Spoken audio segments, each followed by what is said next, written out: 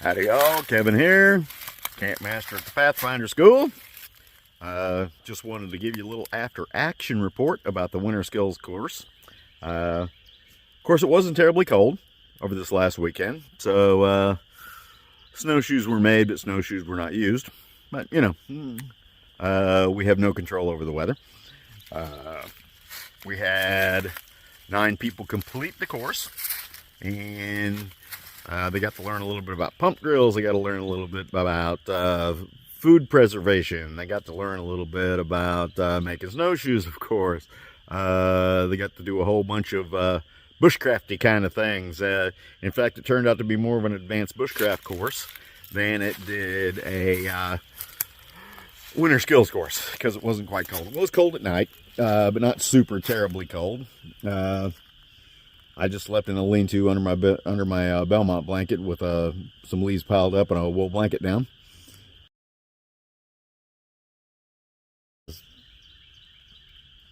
And that's really about it. There were, like I said, 9 people who completed the course. You'll be able to see the staff, and I'll give you a little overview of what went on. Just some clips of the instruction, things like that. Can't give too much away because number 1, the courses change all the time, and number 2, don't want to give it all away for free. Talk to you later. Bye. What follows is some nonsense footage of mine. And so it begins.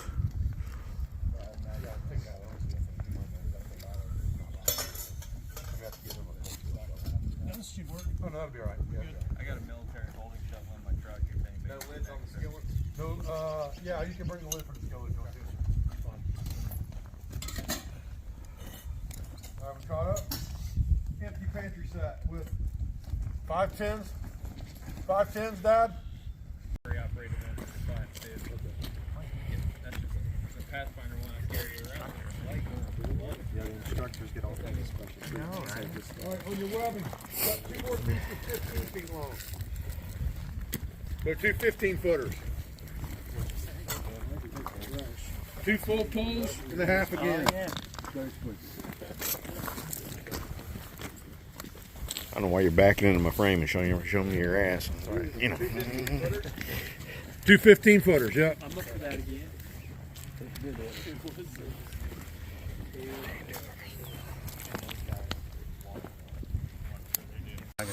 You got it going backwards, Jake. Oh, excuse me.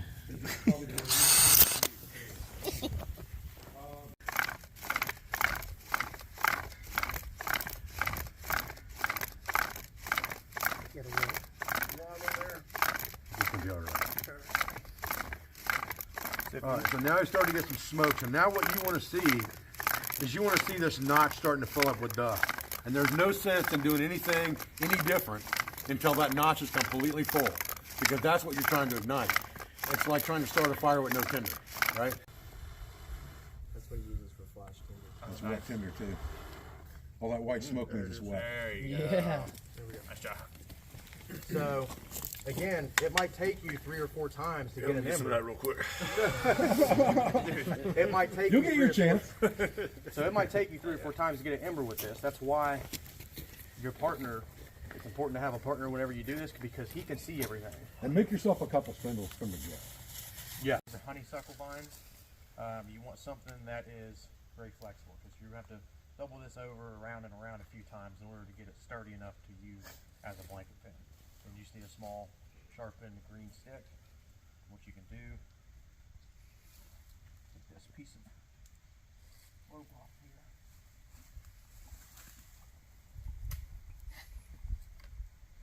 Just take your wool blanket just like that, right? Long ways, depending on how big you are. Put it up over your head. Give yourself a nice hood, I guess you could say. Come through here and just basically bury yourself in the blanket, and then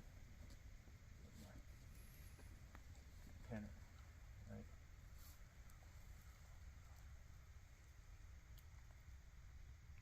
Just like that. And make sure you put the pin through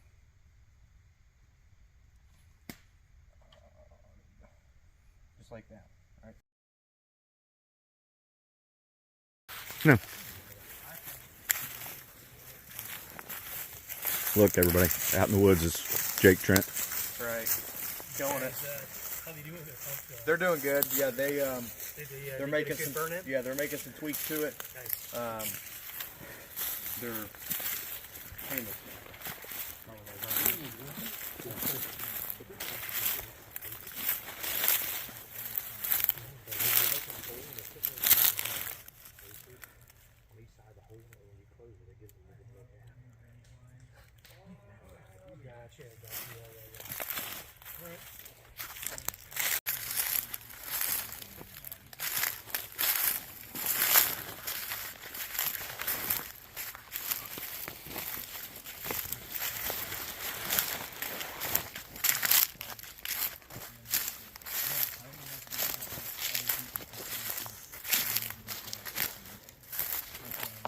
How's it going, boys?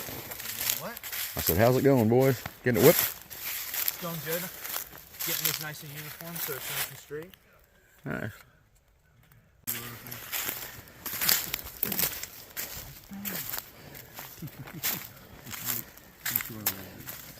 How's it going, boys?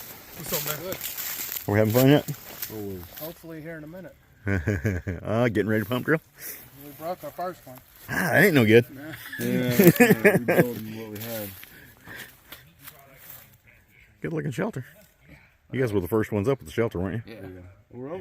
We started our pack frames. Mm-hmm. And then we had to move out. So. Right.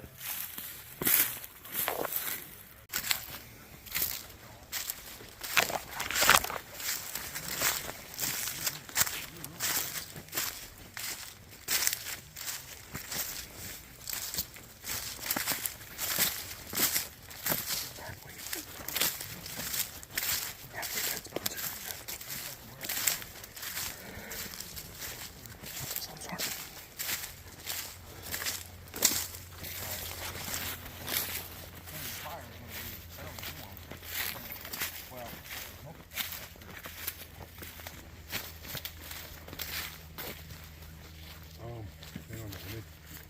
We got check this for a minute. We got check this for just a minute.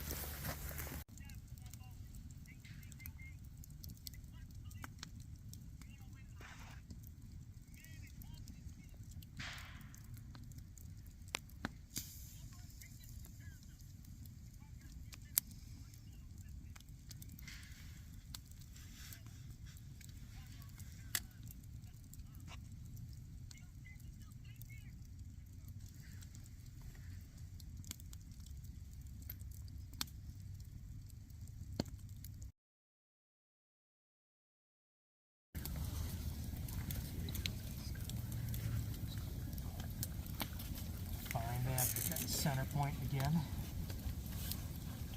Bring your cordage through. Now you got a diamond on it. Yeah. See that? On this rail, just twist your excess cordage, a couple times, and then you can do a figure eight around here, okay? I got a lot. So if you have a lot of cordage left over, If you're using a ridge line for Figure this, eight. you'd have 30 feet of cordage, right? You're gonna have some left over. So just figure eight it on the end and then close it off. kind of cognizant of that, but this is what you want to achieve. Now, you can start digging and you could possibly hit, maybe not below the water table per se, but there's some groundwater in an area that you're in. You might see that kind of pulling up. So at that point, you may have to stop. You don't want any water intrusion. Really, you would preferably not have any water intrusion in your ground fridge. So this is it. That being said, if your the meat prior to it being smoked, last night, dried out, that is last night, will be stored here until you're ready to use it as a whole, right? Any questions on this? This probably.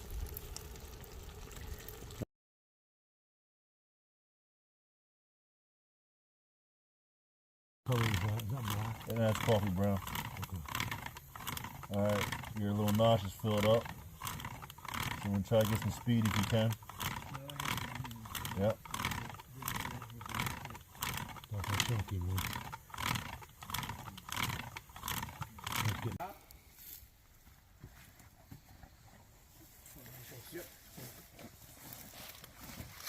We have to adjust this a little bit too. Yep. It can contain your body heat very well. So you'd wrap yourself in this, and then you can blanket over. You need to coat your shovel with your lard. Take the egg like this. A little scrambled. God, Now, a lot of times when I'm cooking an egg on a shovel, I'll bust that yolk up on purpose with a stick. So I don't have to